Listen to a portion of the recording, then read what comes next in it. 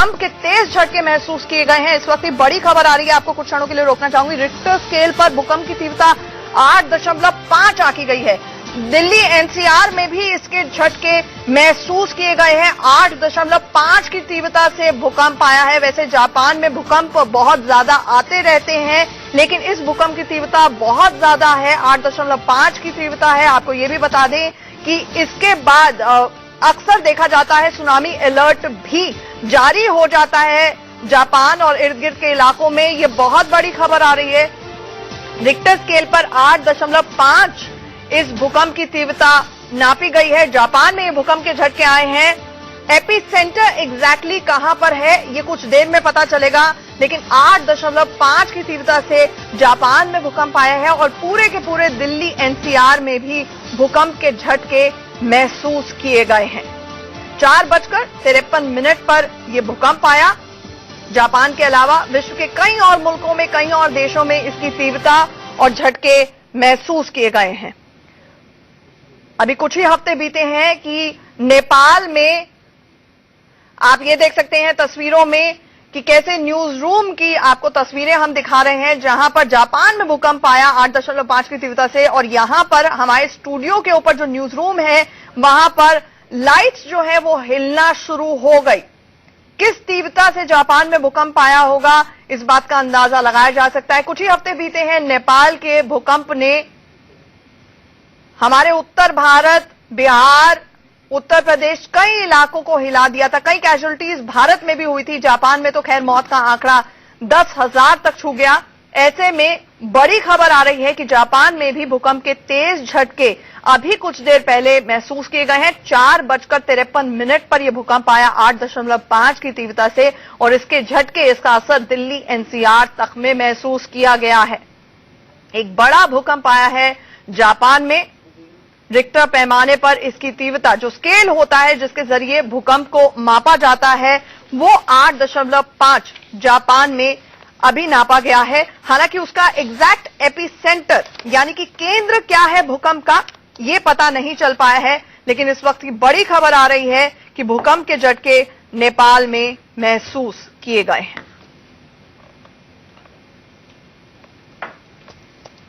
आपको बता दें कि जापान में अक्सर भूकंप के झटके आते रहते हैं, इसीलिए ये अभी जो ताजा खबर आ रही है आपको बता दें कि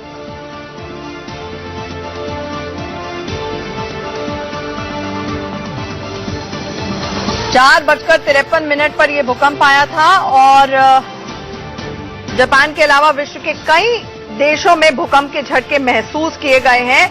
870 किलोमीटर दूर समुद्र में ये भूकंप आया टोक्यो से। हमारे साथ राकेश इस वक्त जुड़ रहे हैं न्यूज रूम से। राकेश, जानना चाहेंगे सबसे पहले डिटेल्स दें, क्या अपडेट आपके पास मौजूद है? बिल्कुल, थोड़ी देर पहले जापान में भूकंप के झटके महसूस किए गए और पूरे दिल्ली एनसीआर में भी आंचल भूकंप के झटके महसूस किए गए, और थोड़े बहुत हल्के झटके हमने यहाँ पर भी महसूस किए। और जैसा कि आपने जिक्र किया, टोक्यो से 870 किलोमीटर दूर समुद्र के अंदर भूकंप का ये केंद्र बताया जा रहा है, और 8.5 अभी तीव्रता, जो पहली खबर आ रही है कि 8.5 इसकी तीव्रता रही है। और आपको याद होगा नेपाल में जो भूकंप का झटका आया था 8.9 था, और उसके बाद किस तरीके से तबाही मची थी आंचल, वो तबाही अभी भी नेपाल झेल रहा है, और उसके बाद तस्वीरें कितनी भयावह निकल कर आई थी आप समझ सकती हैं। तो 8.5 इसकी तीव्रता अभी बताई जा रही है, और टोक्यो से 870 किलोमीटर दूर समुद्र के अंदर इसका केंद्र बताया जा रहा है। दिल्ली एनसीआर में भी भूकंप के झटके महसूस किए गए, लेकिन हालांकि ये हल्के झटके हैं, तीव्रता कितनी इसकी अभी जानकारी नहीं मिल पाई आंचल। जी, अब ये भी जानना चाहेंगे राकेश की अमूमन जापान में बहुत ज्यादा भूकंप के झटके, वो अर्थक्वेक प्रोन एरिया है, प्रोन कंट्री है, वहां पे स्ट्रक्चरल भी बिल्डिंग के इस तरह बनाए जाते हैं कि वो उनमें फ्लेक्सिबिलिटी नहीं मिल पाई आंचल। जी, अब ये भी जानना चाहेंगे राकेश की अमूमन जापान में बहुत ज्यादा भूकंप के झटके, वो अर्थक्वेक प्रोन एरिया है, प्रोन कंट्री है, वहां पे स्ट्रक्चरल भी बिल्डिंग के इस तरह बनाए जाते हैं कि वो उनमें फ्लेक्सिबिलिटी रहती है, तो जापान की तैयारी बहुत ज्यादा होती है। लेकिन 8.5 की तीव्रता बहुत ज्यादा है, और खासतौर से सुनामी को लेकर जो खतरा पैदा हो जाता है, क्या इस बाबत जानकारी मिल पाई है कि अलर्ट सुनामी का भी जारी कर दिया गया है?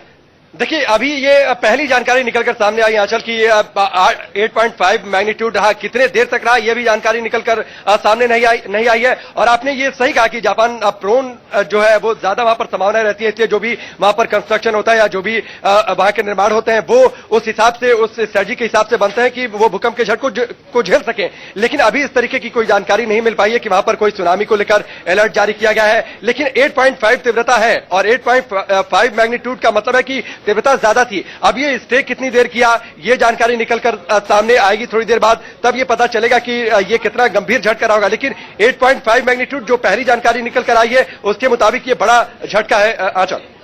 बिल्कुल। और मार्च 11, 2011 में भी वहां पर भूकंप के झटके महसूस किए गए थे। एक मैसिव अर्थक्वेक आया था, भूकंप आया था जिसकी तीव्रता 9 थी और उसके बाद सुनामी आई थी। और याद होगा आपको कि किस तरह से फुकुशिमा न्यूक्लियर प्लांट में भी उसने तबाही को अनलीश किया था, तबाही वहां पर आई थी। राकेश, ये भी जानना चाहेंगे, उत्तर भारत के भी कई इलाकों में, दिल्ली एनसीआर में भी झटके महसूस किए गए हैं। क्या जानकारी इस बाबत मिल रही है आपको? बिल्कुल, दिल्ली एनसीआर में भी तमाम जगहों पर झटके महसूस किए गए आंचल, और यहाँ पर भी हमने थोड़ा बहुत न्यूज रूम में भी हल्के फुल्के झटके महसूस यहाँ पर किए। और एलसीडी सेट्स जो लगे हुए हैं ऊपर, वो एलसीडी सेट्स हिलने लगे, तब अंदाजा लगा कि ये भूकंप के झटके होंगे। लेकिन हालांकि तीव्रता उतनी ज्यादा नहीं रही और इससे काफी कम देर था। ये अभी नहीं पता चला कि मैग्नीट्यूड दिल्ली एनसीआर में कितना रहा है। लेकिन दिल्ली एनसीआर में अलग अलग जगहों पर, नोएडा, गाजियाबाद, दिल्ली में जगहों पर झटके महसूस किए गए। अच्छा, बिल्कुल। राकेश, जिस तरह से एक सुनामी अलर्ट की हम लगातार बात कर रहे हैं, हालांकि अभी तक डिटेल्स नहीं आई हैं इस बाबत, फिर भी क्योंकि समुद्र के अंदर ही एपिसेंटर माना जा रहा है, सुनामी का खतरा और बढ़ जाता है। और एग्जैक्टली क्या एपिसेंटर की लोकेशन अभी मिल पाई है? अभी सिर्फ इतनी जानकारी आई है आंचल की टोक्यो से 870 किलोमीटर दूर समुद्र के अंदर इसका केंद्र बताया जा रहा है। 8.5 मैग्नीट्यूड बताया जा रहा है। और जाहिर सी बात है, जिस तरीके से आपने जिक्र किया कि ऐसी कंडीशन में, ऐसी परिस्थितियों में सुनामी को लेकर संभावनाएं बढ़ जाती हैं, तो ये अभी थोड़ी देर का इंतजार करना पड़ेगा। हो सकता है अगले 5 से 10 मिनट के अंदर और ज्यादा पुख्ता जानकारी सामने आ जाए कि सुनामी को लेकर कितना गंभीर खतरा हो सकता है या फिर कोई अलर्ट जारी किया गया कि या नहीं किया गया है। लेकिन अभी 8.5 मैग्नीट्यूड की ही बात कही जा रही है आंचल। क्योंकि राकेश, मुझे पता है कि जब नेपाल में भी अर्थक्वेक आया था, आप उस वक्त न्यूज रूम में मौजूद थे। आज भी आप न्यूज रूम में अभी हमारे साथ जुड़े हुए हैं।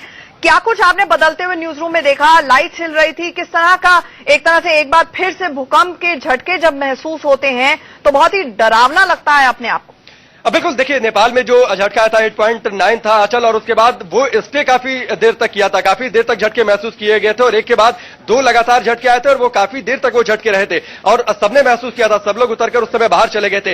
ये झटका एक तो हल्का था, दूसरी बात है कि यहाँ पर जो ऊपर मॉनिटर लगे हुए वो मॉनिटर हिलने लगे। मॉनिटर को हमने देखा, लाइट को देखा, खड़े थे तो बहुत ज्यादा तो एहसास नहीं हुआ। हालांकि न्यूज रूम में जो लोग बैठे थे उन्हें थोड़ा बहुत एहसास हुआ कि भूकंप के झटके। तब टेलीविजन सेट्स की ओर ध्यान गया, जो टेलीविजन सेट्स ऊपर लगे हुए हैं वो जब हिलते हमने देखा तो लगा कि ये वाकई में भूकंप का झटका है और ये आशंका फिर सही निकली।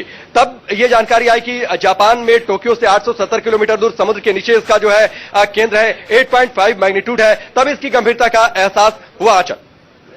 बिल्कुल। और जापान बहुत ही ज्यादा अर्थक्वेक प्रोन एरिया है, सेस्मिक जोन में काफी ऊपर वहां का स्तर माना जाता है, जहां पर भूकंप अक्सर आते रहते हैं। हालांकि जापान की प्रिपेयर्डनेस बहुत सारे विश्व के मुल्कों के मुताबिक बहुत ज्यादा है। इसके बावजूद 8.5 की तीव्रता बहुत ही भयावह है। साथ ही साथ आपको ये भी बता दें, जैसे ही पहली तस्वीरें आएंगी अपने दर्शकों को जरूर दिखाने की कोशिश करेंगे हम। हालांकि एक ग्लोब के जरिए, एक मानचित्र के जरिए अपने दर्शकों को टेलीविजन स्क्रीन पर दिखा रहे हैं कि जापान में भूकंप के झटके महसूस किए गए हैं। एपिसेंटर जो है वो समुद्र के अंदर है, इससे सुनामी का अंदेशा बढ़ जाता है। जापान के टोक्यो से 870 किलोमीटर दूर समुद्र में इसका एपिसेंटर बताया जा रहा है। भूकंप के तेज झटके जापान में 4:53 पर महसूस किए गए और इसका इफेक्ट दुनिया के कई मुल्कों में, दुनिया के कई देशों में महसूस किया गया। यहां तक कि दिल्ली एनसीआर के इलाकों में भी हल्के भूकंप के झटके महसूस किए गए। अभी तक नुकसान की कोई खबर नहीं है। हम प्रार्थना करेंगे कि कम से कम नुकसान हो, बल्कि यूं कहेंगे कि नुकसान हो ही ना, क्योंकि जापान दुनिया के ऐसे प्रगतिशील मुल्कों में शुमार है जिसने बहुत ज्यादा कदम उठाए हैं कि बोनिन आइलैंड में, आपको बता दें, भूकंप का केंद्र है। तो जापान ने बहुत कदम ऐसे उठाए हैं कि भूकंप से कम नुकसान हो। वहां पे बिल्डिंग गाइडलाइंस इस तरह की है, लोगों के अंदर स्टैंडर्ड ऑपरेटिंग प्रोसीजर्स की इस बाबत जानकारी दी जाती है, इंग्रेन्ड होता है बच्चे बच्चे में कि क्या करना है।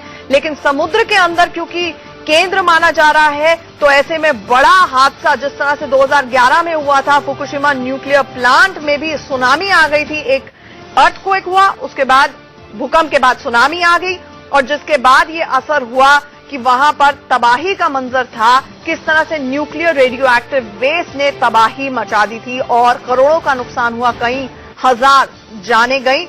हम बस प्रार्थना करेंगे कि कम से कम नुकसान हो जापान में। जैसे ही अपडेट आएगा आप तक जरूर पहुंचाएंगे। इस बड़ी खबर पर हमारी नजर बनी रहेगी। राकेश।